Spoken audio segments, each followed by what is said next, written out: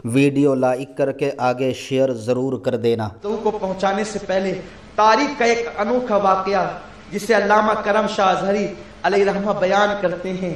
जब मक्का फतेह हुआ, तवज्जो आपकी, बस इख्तिताम की तरफ जा रहा हूं। मेरी कौम के जवानों, देखो अल्लाह ने कैसे कैसों को माफ किया, कितनी बुलंदी अता की। मक्का फतेह हुआ तो कुछ लोगों का नाम तारीख में, मक्का फतेह की तारीख में ब्लैक लिस्ट में था।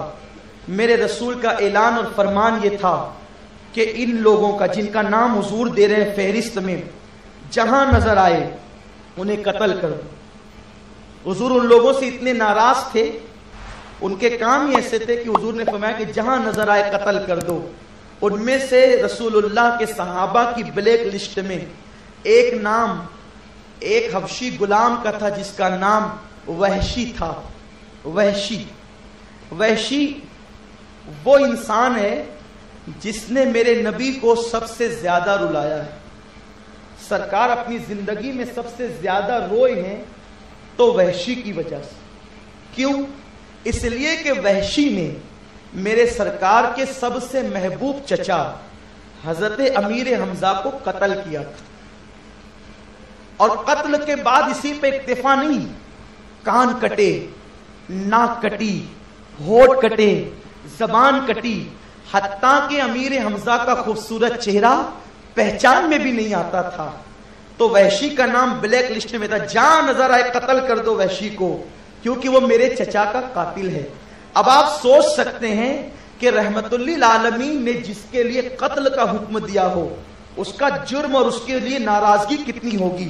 वहशी को किसी ने बताया, वहशी मक्का फतेह हो गया है, तेरे बड़े बड़े मालिक और सरदार कहलाने वाले आज मोहम्मद के आगे हाथ बांध करके रहमो करम की भीख मांग रहे हैं।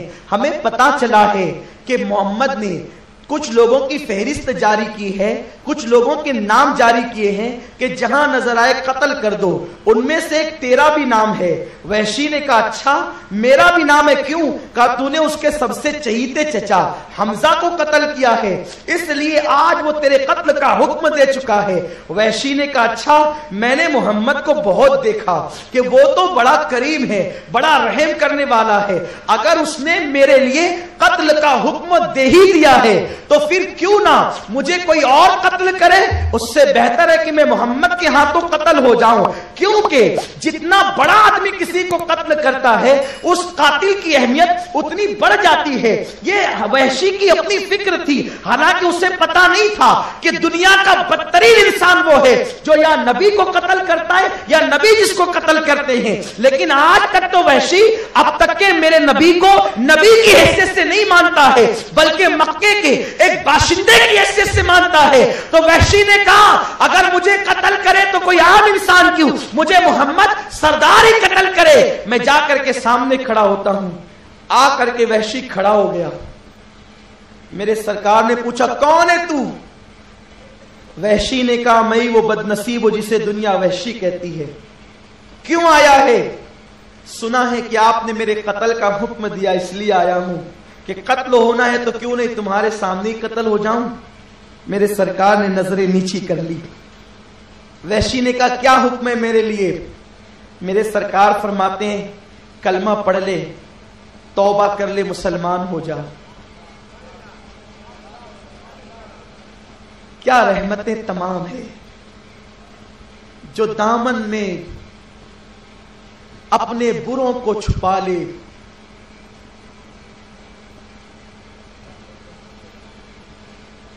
जो होता नहीं मुंह लगाने के काबिल, लगाते हैं उसको भी सीने से आका। जो होता नहीं मुंह लगाने के काबिल, जो दामन में अपने बुरों को छुपा ले, जो दुश्मन को सीने लगे, जो दुश्मन को भी जो जख्म खाकर दुश्मन को भी सीने से लगा ले, उसे और क्या नाम देगा जमाना। वो रहमत नहीं है तो फिर और क्या है? वो सियाह रंग का बज़ाहिर खूबसूरत नहीं है, बज़ाहिर उसका रंग सियाह है, आंखें छोटी है, ये इस्लाम से पहले की बात है। और वो सामने खड़ा है, कद के एतबार से छोटा है, लाल लाल आंखें हैं और रसूलुल्लाह के सामने खड़ा है। कहता है मेरे लिए क्या हुक्म है? आपने तो कत्ल का हुक्म दिया है। میرے رسول نے فرمایا توبہ کر لے، کلمہ پڑھ لے۔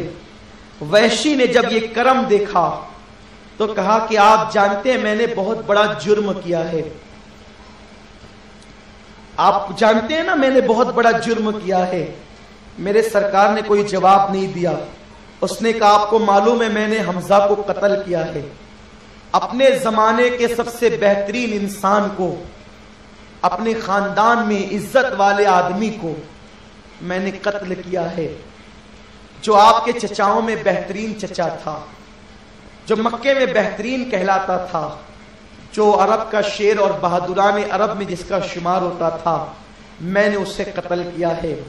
تو میں نے اتنا بڑا جرم کیا ہے، کیا اللہ اس کو معاف کر دے گا؟ میرے رسول نے فرمایا ہاں وحشی، اگر تو نے کلمہ پڑھ کے توبہ کر لی تو اللہ معاف کر دے گا۔ جب وحشی نے سنا، قریب آ کر کہتا ہے میرے نبی کے کان میں، اگر اللہ نے معاف نہیں کیا تو؟ میرے نبی کا دریائے رحمت جوش میں آیا۔ کس کے لیے؟ چچا کے قاتل کے لیے۔ کون چچا جس کو نبی نے چچا نہیں ہمیشہ باپ کا درجہ دیا؟ کون چچا جس کے شہادت پر حضور علیہ السلام نے جو ہے وہ پھوٹ پھوٹ کر رویا تھا؟ سرکار علیہ السلام اتنا روئے تھے کہ آنسوؤں سے داڑھی تر ہو گئی تھی۔ وہ چچا جس کا جنازہ کاندھے پہ اٹھا کر حضور علیہ السلام یوں روتے تھے کہ حضور علیہ السلام نے ماں کے جنازے پر بھی اتنے آنسو نہ بہائے تھے جتنے آنسو چچا حمزہ کے جنازے پر، کیونکہ وہ چچا تھا جو ہمیشہ دیوار بن کر کھڑا رہتا تھا، جس کے نام سے بہادران عرب کانپتے تھے۔ جب اس چچا کو شہید کیا گیا نا تو اس وقت حضور کو اپنے سارے غم یاد آئے تھے۔ آج وہی چچا کا قاتل سامنے کھڑا تھا، ایک طرف چچا کی شہادت تھی، دوسری طرف توبہ کا کھلا ہوا دروازہ تھا۔ وحشی کہتا ہے اگر میرے اللہ نے مجھے معاف نہیں کیا تو میرے نبی نے کہا میں کہہ رہا ہوں نا توبہ کر لے اللہ تجھے معاف کر دے گا۔ پھر وحشی نے کہا اگر معاف نہیں کیا تو؟ میرے نبی کے جملے یہ تھے وحشی توبہ کر لے، کلمہ پڑھ لے، اللہ تجھے ضرور معاف کرے گا۔ اور سن، اگر تیری توبہ کے بعد، کلمہ پڑھنے کے بعد اللہ نے تجھے معاف نہیں کیا تو قیامت کے دن میں ایک سجدہ کروں گا جو سجدہ پوری امت کی بخشش کے لیے ہوگا، اور اگر تجھے معاف نہیں کیا نا تو وحشی تنہا تیرے لیے دوسرا سجدہ کروں گا، تنہا تیرے لیے دوسرا سجدہ کروں گا، اور اس وقت تک سجدے کو سر سے نہیں اٹھاؤں گا جب تک اللہ تیری بخشش کا اعلان نہ کر دے۔ وحشی قدموں میں پڑا تھا اور بار بار کلمہ پڑھ کے میرے نبی کے قدموں پہ لوٹتا تھا اور پلٹتا تھا اور پھر کہتا تھا لوگوں کلمہ پڑھ لو، میں نے ان سے زیادہ کریم کسی کو نہیں دیکھا، میں نے ان سے زیادہ رحیم کسی کو نہیں دیکھا۔ میرے پیارے آقا علیہ السلام کے پیارے دیوانوں، جب میرے نبی کا دریائے کرم قاتل حمزہ کے لیے بھی اس طرح جوش پر ہے تو پھر ہمارے لیے کیوں نہیں کرم ہوگا؟ ہم نے تو نبی کے کسی رشتہ دار کے ساتھ ایسا سلوک نہیں کیا ہے۔